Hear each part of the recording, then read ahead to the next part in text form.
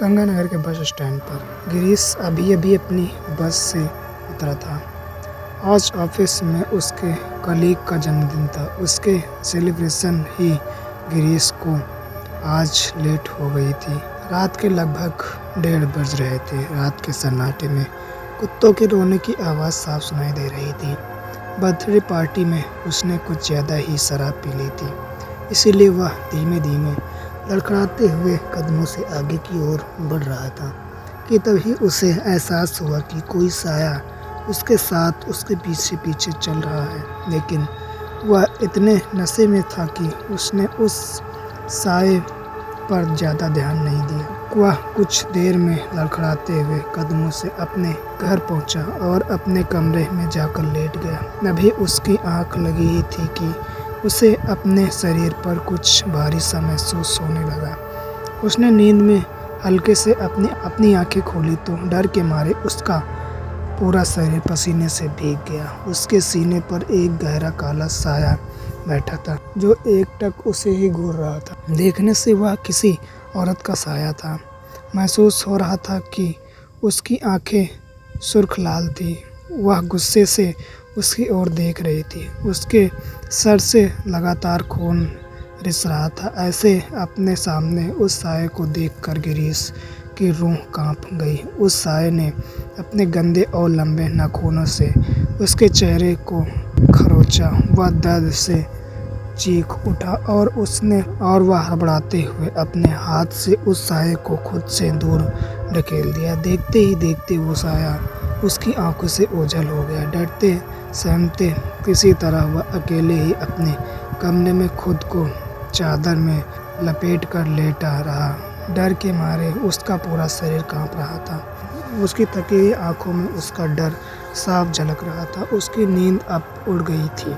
कुछ देर बाद सुबह हुई और वह तैयार होकर ऑफिस के लिए निकल गया। वहां पहुंचा तो पूरा ऑफिस बिल्कुल शांत था। सबके चेहरे पर एक अलग सी उदासी छाई हुई थी, मानो जैसे कुछ बहुत बुरा हुआ हो। गिरीश ने अपने कलीग से सवाल करते हुए पूछा, क्या हुआ?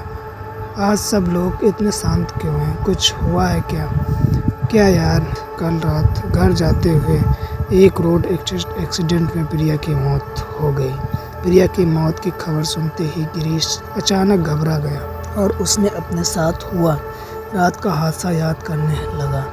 कहीं वह साया प्रिया ही तो नहीं थी। भगवान, यह सब क्या हो रहा है मेरे साथ? भगवान उसकी आत्मा को शांति दे। बहुत अच्छी लड़की थी। हाँ भगवान, आपकी आत्मा को शांति दे। घबराते हुए गिरीश ने कहा। वह जाकर अब अपने डेस्क पर बैठ गया और अपना काम करने लगा। उसे काम करते हुए कुछ देर हुए ही थे कि अचानक ऑफिस की लाइट चली गई। गिरीश घबराया कि तब वहाँ की सभी लाइट फ्लिप होने लगी। गिरीश ने अपने दोस्तों को आवाज़ लगाई तो वहाँ कोई नहीं था कि तभी पायल के छन छन करते हुए कदम आगे आकर उसके पास रुक गए। हल्की सी रोशनी में गिरीश को वह चेहरा साफ दिखाई दे रहा था। वही साया था जो उसे कल रात दिखा था। गिरीश की रूह अब डर से कांप रही थी। कौन हो तुम और क्यों मेरे पीछे पड़ी हो? चली जाओ यहाँ से, चली जाओ। गिरीश इतनी जल्दी भूल गए तो मुझे कल रात ही तो मेरे साथ थे। इतना कहते ही वह साया अचानक वहाँ से गायब हो गया। गिरीश हड़बड़ाता हुआ चिल्लाया तो ऑफिस के सब लोग उसे घेरने लगे।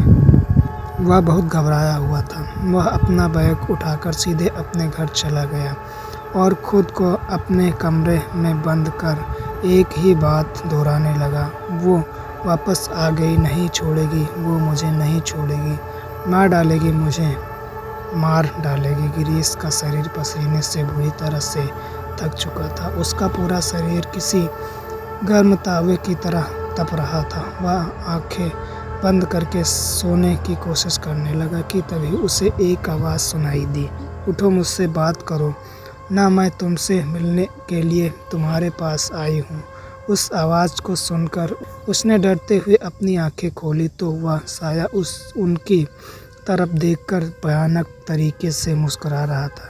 इससे पहले कि गिरीश कुछ कर पाता वह साया उसकी ओर देख और उसने अपने लंबे गंदे नाखूनों से उसके हाथ को बुरी तरह से नोच डाला।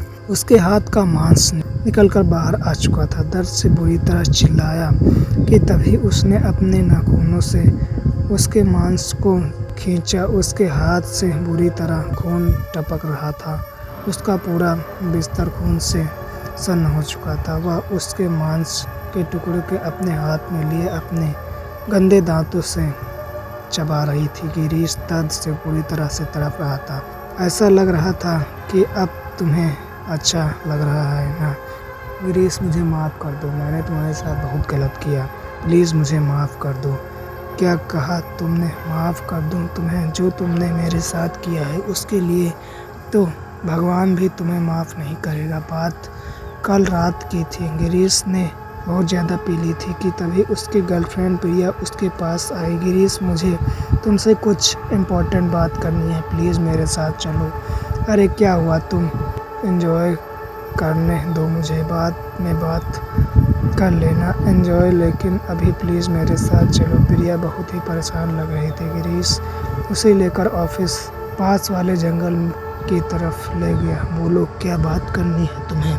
खामखा मेरी रात खराब कर दी गिरीश। मैं प्रेग्नेंट हूँ। हमें जल्दी ही शादी कर लेनी होगी, वरना अगर मैं घर वालों को यह बात पता चली तो वो मुझे जीते जी मार देंगे। क्या कह रही हो तुम? प्रेग्नेंट कैसे हो सकती हो?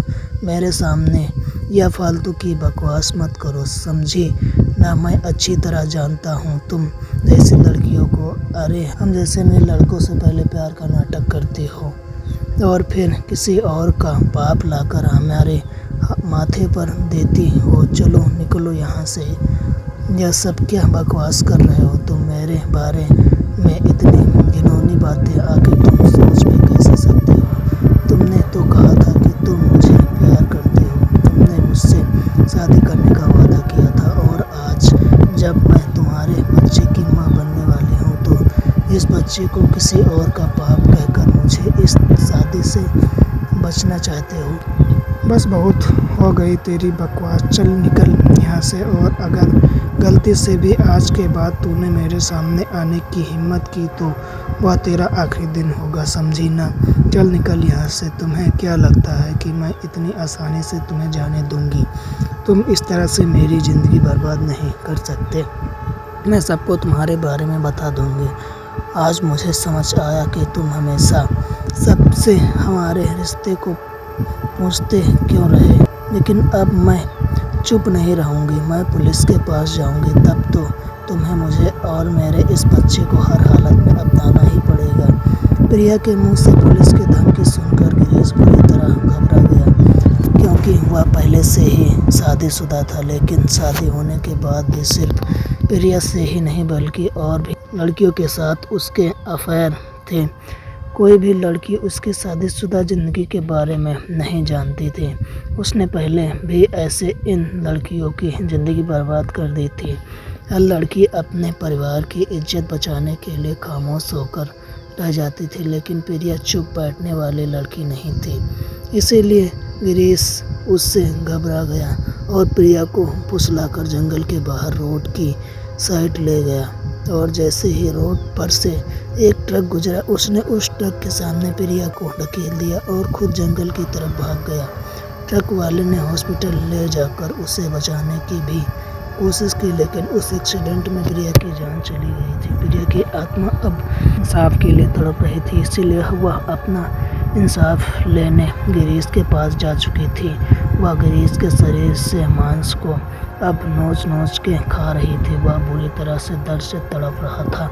देखते ही देखते उसके शरीर का सारा खून पूरी तरह से खत्म हो चुका था कि प्रिया की आत्मा ने अपने नाखूने से उसके पूरे शरीर को बुरी तरह से खून से विलीन कर दिया और बुरी तरह तड़प कर गिरीश ने अपनी आंखों के सामने अपना दम तोड़ दिया।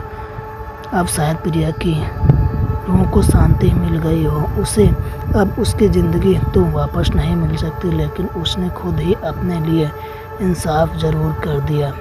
दोस्तों, यह स्टोरी अच्छी लगी तो मेरे चैनल को सब्सक्राइब करें।